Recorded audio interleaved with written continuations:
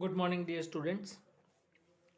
Standard 11 Science, Chapter number 7 Kinematic Equations of Rotational Motion about Fixed Axis. The kinematic quantities in rotational motion, angular displacement is theta, angular velocity is omega, and angular acceleration is alpha, respectively, are analogues to kinematic quantities is a linear displacement is x, velocity linear velocity v, and linear acceleration a. तो third chapter में हमने तीन equation derive किए थे. Motion in a straight line, v is equal to v naught plus a t, x is equal to x naught plus v naught T plus half a t square, and third is v square minus v naught square is equal to two a t या two a x. Similarly, for rotational motion, omega is equals to omega naught plus alpha d. Here v is a velocity, linear velocity, ये angular velocity, initial linear velocity, initial angular velocity. A for acceleration, linear acceleration, यहाँ पे alpha, angular acceleration. Second equation is theta equals to theta naught plus omega naught t plus half alpha t square. And third is omega square minus omega naught square is equals to 2 alpha theta. Next, example 7.13. Obtain equation omega is equals to omega naught plus alpha t from first principle. The angular acceleration is uniform, means constant. तो alpha is equal to constant and alpha is equal to d omega by d t. So d omega is equals to alpha into d t, alpha into d t. दोनों side integration करो. At initial time t is equal to 0, then initial angular velocity omega naught, final time t, so final angular velocity is omega.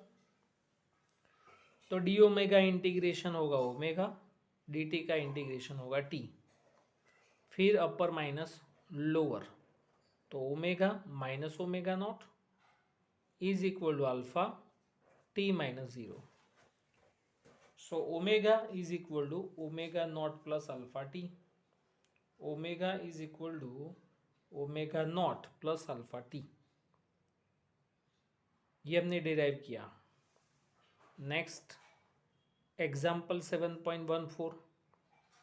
The angular speed of motor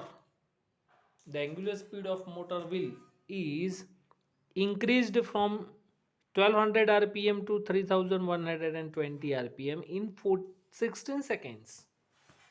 So what in its angular acceleration, assuming the acceleration to be uniform, and how many revolution does the engine make during this time?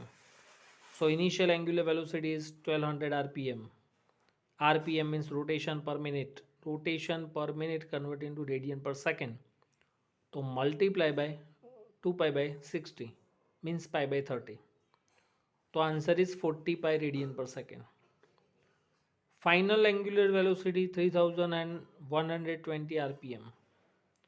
तो into pi by 30 करो तो आपको मिलेगा 104 पाई radian per second.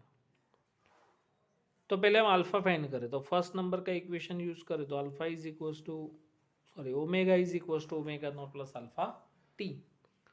तो alpha is equal to omega minus omega naught by T. 104 pi minus 40 pi divided by 16.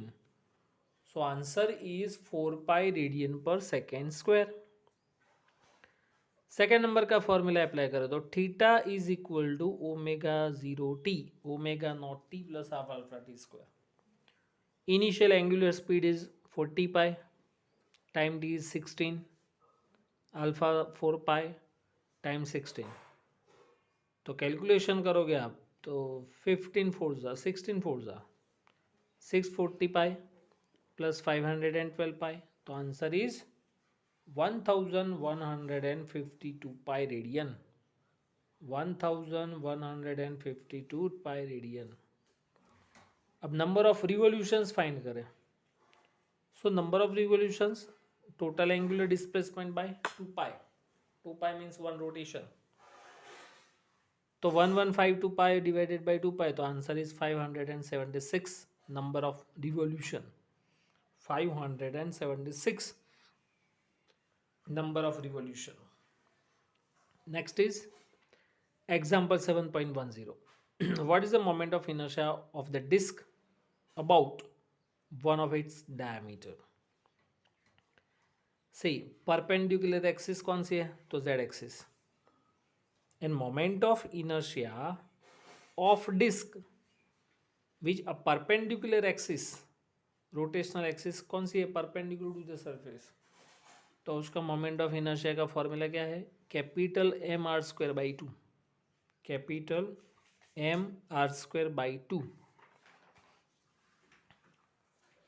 So according to perpendicular axis theorem, I Z is equal to I X plus I Y. But I X and I Y, X axis and Y axis दोनों diameter में से पास हो रहे हैं. दोनों diameter में से पास हो रहा है. Means I Z is equal to I Y, I X is equal to I Y. तो यहाँ पे आपको क्या लिखना है? 2 IX.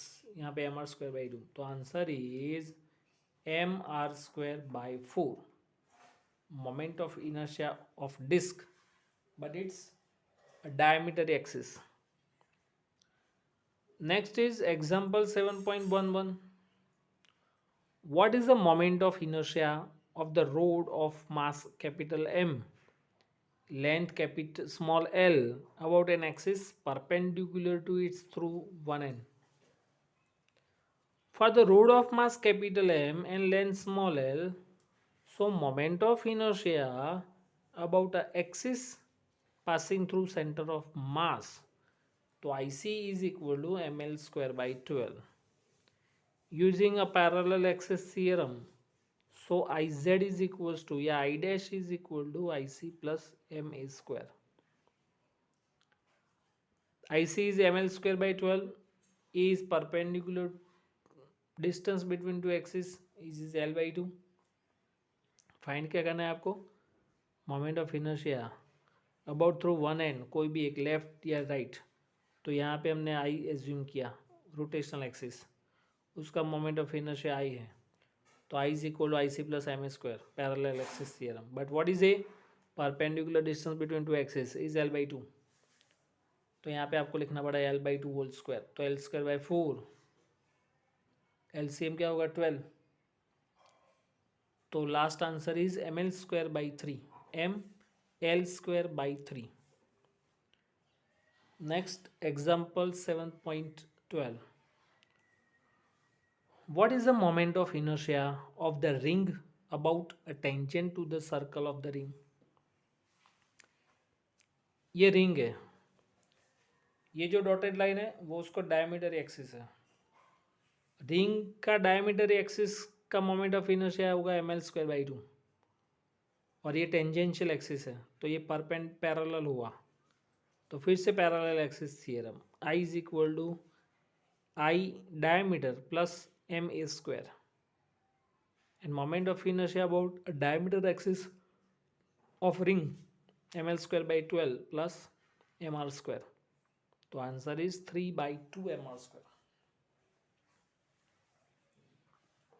Now difference between linear motion and rotational motion. Linear motion यानी थर्ड चैप्टर, उसमें हम डिस्प्लेसमेंट लिखते थे x, लीनियर डिस्प्लेसमेंट. यहाँ पे एंगुलर डिस्प्लेसमेंट थीटा. एक्स का डेरिवेशन करो तो आपको मिलेगा लीनियर वेलोसिटी, और एंगुलर डिस्प्लेसमेंट का डेरिवेशन करोगे तो आपको मिलेगा एंगुलर वेलोसिटी ओमेगा. वैसे linear acceleration a is equal to d v by d t.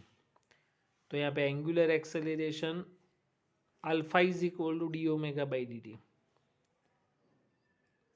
यहाँ पे मास का जगह यहाँ पर होगा moment of inertia. Moment of inertia linear motion करवाने के लिए force is required, but for rotational motion torque is required. Force F equals to M A, torque tau is equal to M की जगह क्या लिखना है? आई. और ए की जगह अल्फा, तो tau is equal to I alpha. Next is work.